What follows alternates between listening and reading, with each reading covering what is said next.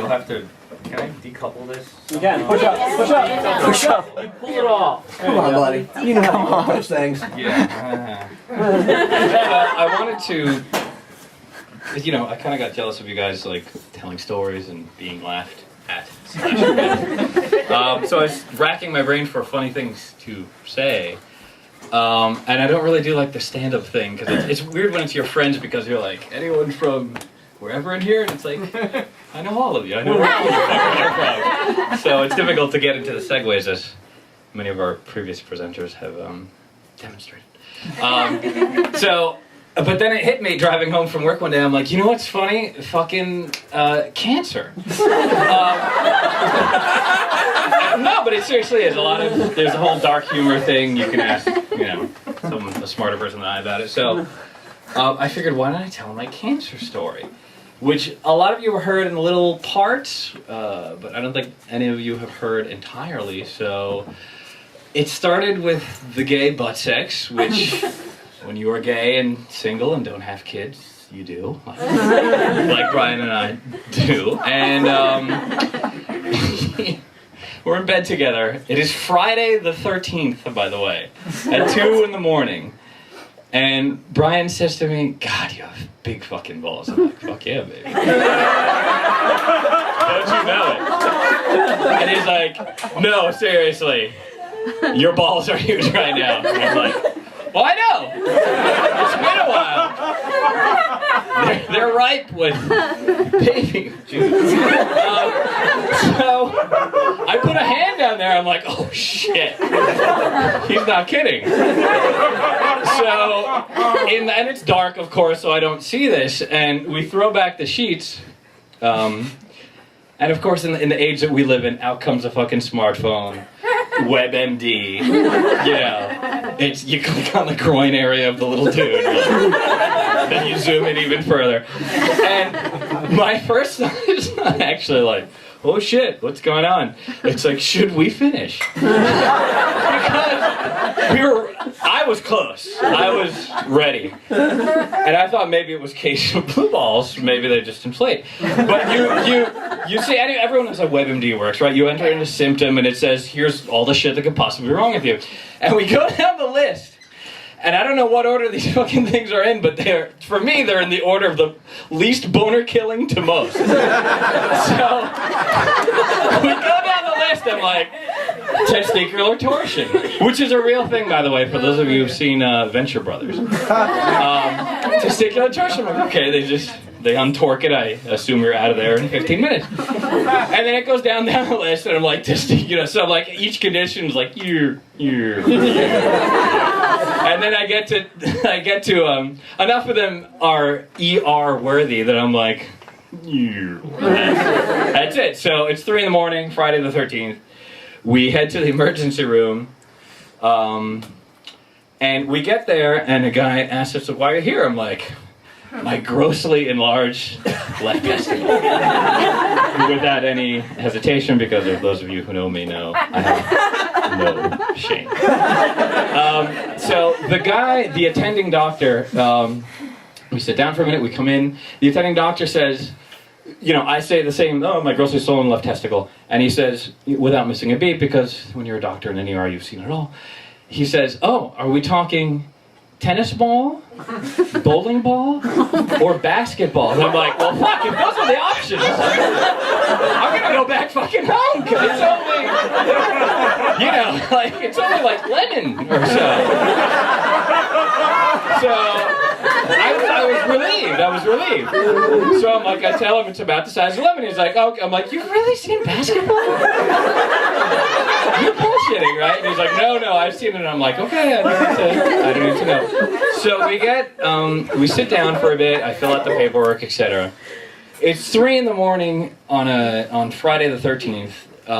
Mostly the people around me is alcohol poisoning, right? They were having a better time than, well, no, that implies that the sex between us wasn't good. So let me just, never mind, make sure Ryan doesn't watch that. So we sit down, and the guy calls me over, they run a couple blood tests, pee in his cup, etc., standard shit. And then a guy says to me, it's like, okay, well, the next step is we need to do an ultrasonic scan. And I said, ooh, fancy. So, and the guy, I remember specifically that wording, ultrasonic scan, because I'm like, I'm thinking some sort of tube they put you in, Star Trek era shit. And what I realized when he leads me to this little medical bay is that it's an ultrasound, not an ultrasonic scan. I guess it's just a different way of saying it. So there's this guy there, maybe could have been much older than me. Clearly, I have interrupted whatever the fuck he was doing at 4 in the morning in his night shift on a Friday. He was reading a book, he was playing games, whatever. And he gets down, ladies, for those of you who've been pregnant, the little wand thing, right?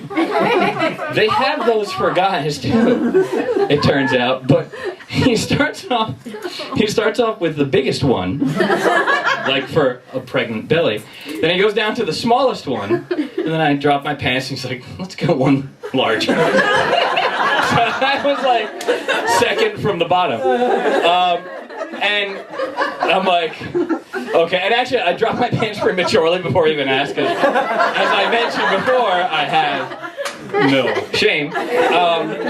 So I get up on this exam table, which is propped up that way, and he's like, okay, he puts a little, gel on, which this whole experience is, ladies, for those of you who've been pregnant, I now have a kernel of sympathy for you, because the next thing that happens is he props up those fucking stirrups from the left and the right. Those things are so fucking degrading. And this is from someone who has no shame and spends a lot of time in that position. And I'm like, okay. And he's asking me to scooch my ass closer to the end of the thing. I'm like, a little more? He's like, no, a little more. A little more? I'm like, okay. And then the cherry on top of that pile of shame and degradation is, I am well endowed. A lot of you know this. He picks up my cock and lays it up against this area. And he's like, could you hold this?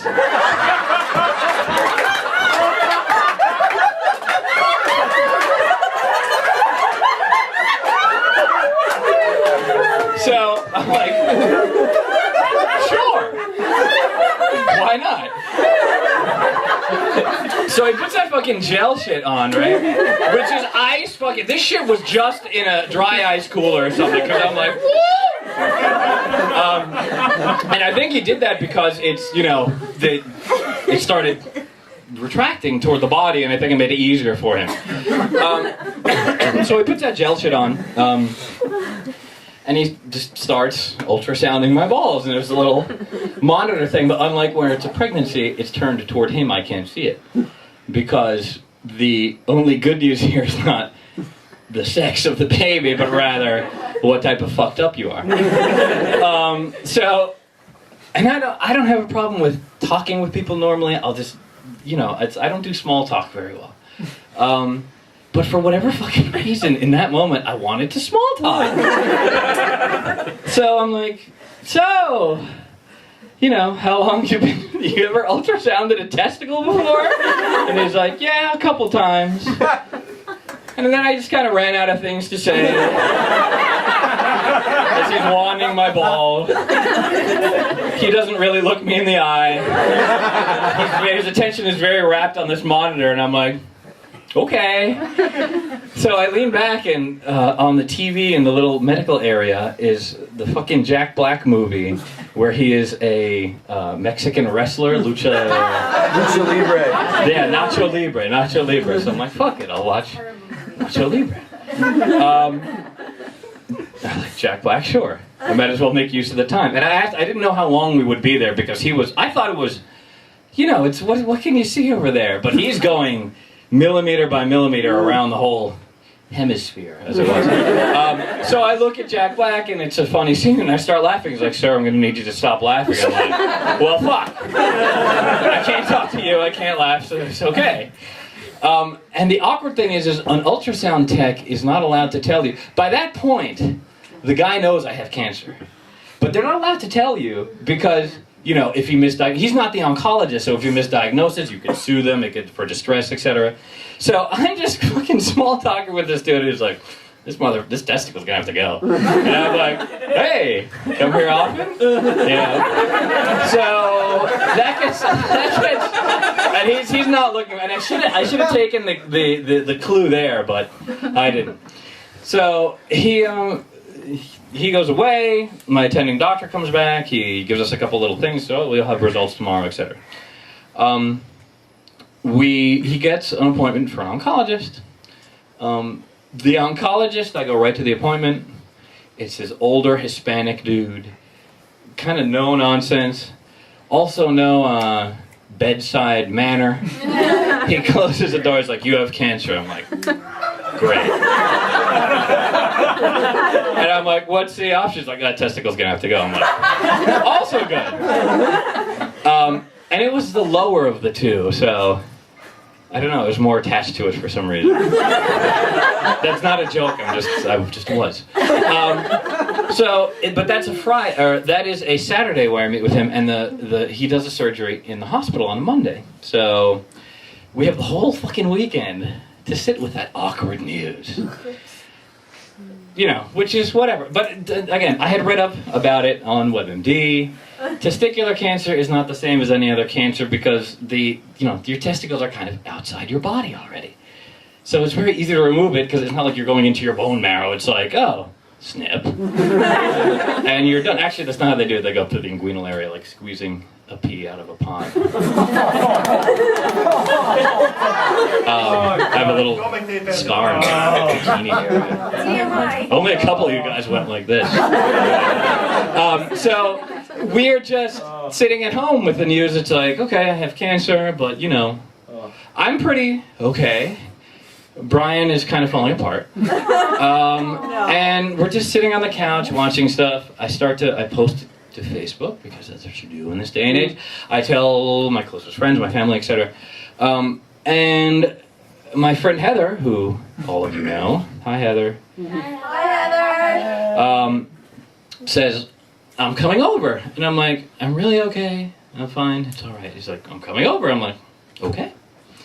My brother also, I tell him too. He's like, I'm coming over. So they both come up together. And this is, Heather knows what's coming. This is Saturday. Was this Saturday, Heather? Yeah. It was Saturday. It was Saturday night. It was after, so I had the oncology department, or the urologist appointment that morning. He said, close the door, you have cancer. Great. Your testicle's coming out. I call everyone. Heather's like, I'm coming down. Omar's coming down with me. It starts to be 10, 11 p.m. Brian and I are just doing the spend time with each other thing. We're just holding hands on the couch, watching a movie, etc. And I'm looking at my phone, it's like 8 o'clock, 9 o'clock, 9:30, 11:45. I'm kind of tired from all this bullshit, and I call my brother, and Omar said, he's like, oh, I'm in the area. I call him, he's like, oh, I stopped at the bar real quick. I'm hungry, and I might as well eat where there's an alcohol place. I'm like, okay, well, so we'll finish our movie.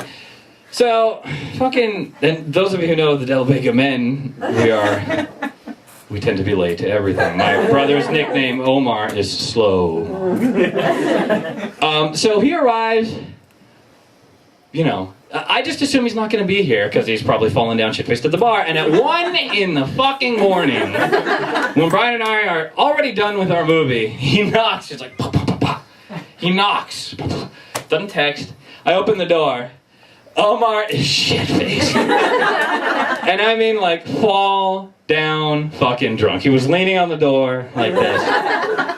He looks up at me, he's like, brother, let me see your huge ball!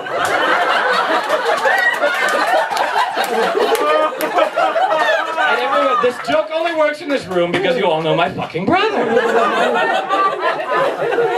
So I'm like, Omar, we're kind of in a down moment. We're having a little intimate set, and he just fucking ruins it because he shows up fucking shit-faced. And I'm like, okay, here you go. And I drop trow, and Heather inspects and Omar inspects, and they're like, they both agree, like, yeah, it looks pretty fucking bad. I'm like, okay, well, get used to it, because it's not going to be there for very long. So, Saturday rolls by, Sunday rolls by, it's this odd normalcy before the storm. Monday morning at 4:30 in the morning, we go into the hospital because, you know, that's when surgeries are done. Sunday night before, I'm thinking, am I nervous? I'm not really nervous. It's okay. I've read all the shit about it. Instantly survivable. It's a minor procedure for... This is the type of thing that surgeons do in their fucking sleep 30,000 times a day, and they're like, whatever. So I'm like, okay, I'm heartened by this. But it feels so fucking... There's no importance to it, so I'm like, I gotta do something. There's just, you know... I'm about to say goodbye to one of my boys. So, I'm like, oh, I know what's gonna happen. Some fucking intern, some fucking, what do I call it, candy striper? Is gonna come in there. Why was that funny? He's gonna come in there before surgery, and he's gonna prep the surgical area. And he's gonna do it with a little fucking one razor, plastic Bic thing. By prep the surgical area, I mean shave off my pubes. Which, let's face it, as a gay man, I have done before. So I said, fuck it. You know, let me do it my fucking self. So, 2 in the fucking morning, I hop into the shower. I am smooth as a baby's ass now. And I haven't done that in a while, because gay men of a certain age, after a while, they're like, fuck it, you know? It's very clear I'm not really trying that hard anymore. So, we show up Monday, 5 in the morning, and I'm starting to get a little nervous. The sun hasn't risen yet. We sit down in a waiting area, paperwork, etc. And I said, okay, wait here. It's me, Brian, our friend Vicky. And we're just sitting down and kind of waiting. I have all the paperwork done. And Brian, of course, forgets some fucking thing in the car. I don't even remember what it was, but some fucking thing that was important enough to leave my side as I'm getting increasingly fucking nervous. And he's like, well, I'll be right back. And I'm like, I know what's gonna fucking happen. The fucking nurse is gonna come and be like, okay, we're ready. And he's gonna be out in the parking lot. I'm gonna be like, wah! So, of course, that's exactly what happens. The nurse comes in. And I'm like, oh, my husband's in the parking lot, can we just wait? And she says the worst fucking thing she could possibly say at the moment. She says, no, Gabriel, it's time to go. And I'm like, it's time to go? That's what fucking death says to you when he comes to kill you! It's not just a minute, it's not, oh, he'll be right behind you, it's Gabriel. And it was my full name, Gabriel. It's time to go. Say goodbye, Gabriel. I'm like, okay. So yes. This is not bullshit, this is not stand-up comedy, hyperbole, this is fucking real. So I'm like, okay. They put me in a wheelchair for some reason. I am perfectly capable of walking, but they put me in a wheelchair because, you know, you need to feel like an invalid when they lay you over there. The prep room is 15 feet from where I'm sitting. So they're like, sit down, stand the fuck up and go into that. So I sit down, Brian comes back, finally. He's by my bedside for the most nerve-wracking part, which is needles. I hate needles. A lot of people hate needles. And of course, you can't be sick these days without having a million needles injected into you. So they do the IV, and it here is kind of swollen, and she knows she's not going to be able to find the vein. So they move it up the fucking arm there. Yes! And I'm like, can't you go to the other fucking arm? It's like, well, they're going to be doing the surgery on that side, so I don't want anything to... You know, so okay, so I look at Brian, and he's like, it's gonna be okay, it's gonna be okay. She puts the thing in, and my head is like this. It's like all of a sudden I get like my neck snaps, because I'm like, I can't see it, or it'll pass the fuck out. And the nurse puts a towel over it. I'm like, clever. I hadn't thought of that in my state. I'm having this over whiskey. The buzz is coming down. I need to take this edge off. So, the surgery is really nothing to report. Fuck you, Kev. It goes really easy. It goes really smooth. I go, for those of you who've never been put under through intravenously, it's like this chilling effect. It's like, etc. They don't even ask me to count backwards. I was thinking I was talking about like, so what do you do for a living? I'm like, blah blah yurt. And the guy, I know the anesthesiologist, like, man, he must have been hallucinating because what the fuck is a yurt? So the surgery goes really quickly. I wake up. I'm okay. I should imagine that, of course they change you into a gown, and I wake up and I'm okay. They give you a nice muffin afterwards. I had a muffin. Do you know you can heat up muffins? I had no fucking clue until they gave me a warm blueberry muffin. I'm like, this is a revelation. So anyway, they heat up the muffin, I go home. I'm generally okay, It's not they give me a whole bunch of, I still have this for anyone who's interested. They give me a whole bunch of, Mine. Yes. They get stronger as they age. Yeah. I didn't even need it. It was okay. So I'm just kind of but the one thing they did do to me is that I wake up, and it's a very odd feeling because I have no memory of it. That sort of anesthesia, it's like you don't know time has passed. You're out and then you just fucking wake up. Mm-hmm. And it could be an hour later or a year later and you have no clue. So I wake up and I'm like, there's a tightness in this area. And I'm thinking it's the surgery, and I'm like, why does it feel tighter? I'm like, if anything, I should have more room down there. And I'm like, oh, it's because I've got a complimentary jockstrap with my surgery.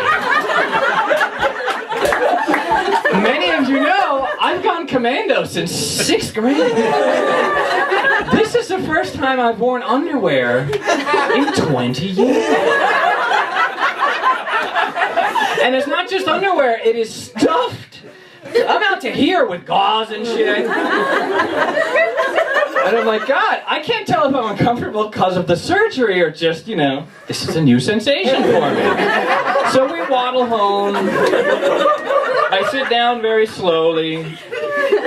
The worst part is over, apparently. And it's like, well, what do we do? And Brian insists that he cooks me dinner, so he cooks me dinner. I wasn't really that hungry, but he cooked me dinner. So we go home, we sit for a bit, time goes by, I start to feel better. And then the day comes where I'm like, it's been 3 or 4 days afterwards, and I'm like, okay, it's time to take a look down there. So, and I'd taken a before picture, by the way. And I can show it to anyone who's interested after my set. So I go home, I take off the things, and I'm like, okay, I have a wicked little scar here. It's in the bikini area.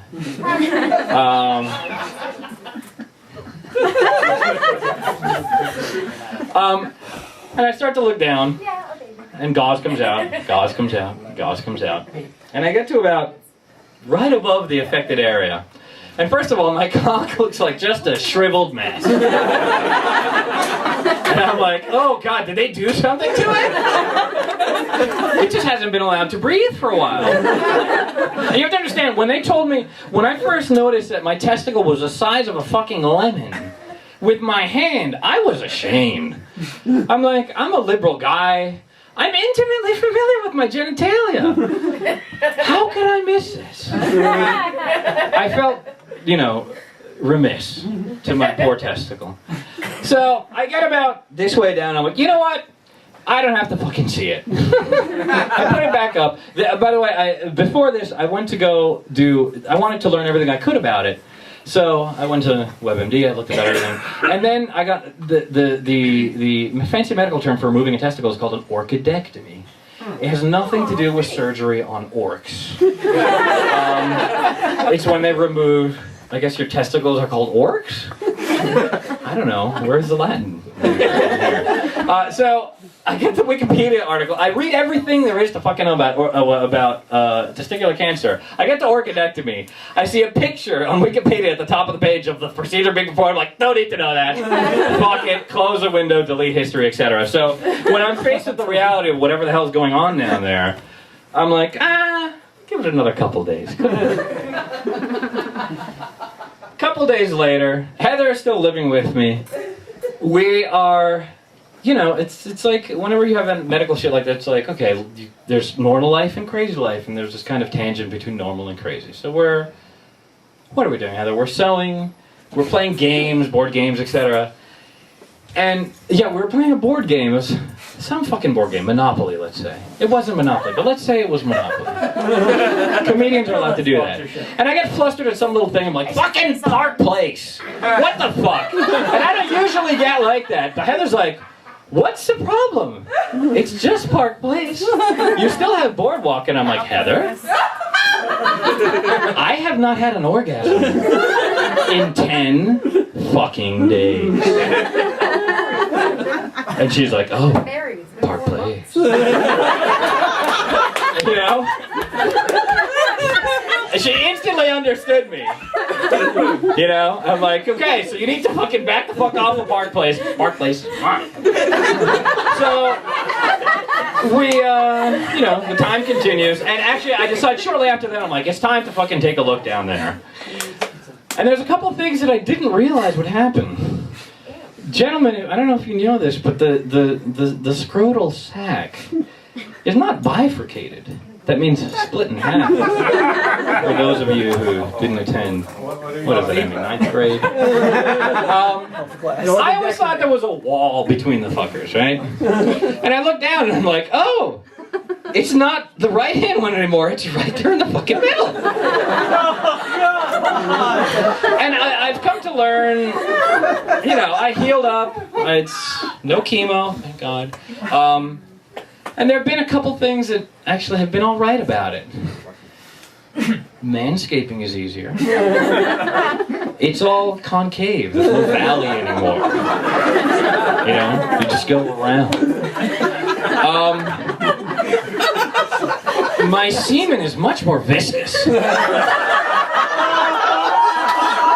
Which is great. Which is great for the money shot. In the rare instances where I am in underwear, there's so much more room down there. And I went to the oncologist for the follow-up, and he's like, well, actually, before this, he had said, you know, you should bank some semen, because in case you ever decide to have kids, I'm like, let me stop you right there. Will I be able to fuck all right?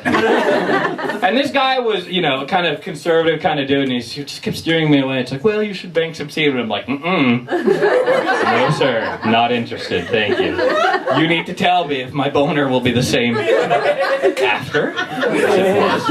As it, the guy did fucking tell him. As it was before. What else is funny about cancer? What's that? Did he say yes? No, yeah, yes, my boner is fine. I wouldn't be standing up, and this would be a tragedy. I would not be standing up if he'd be like, well, you're not going to be able to fuck anymore. I mean, Brian did propose to you, so I guess yes. it all worked out. It's better than that, right? Yeah, Brian proposed to me, cue obligatory.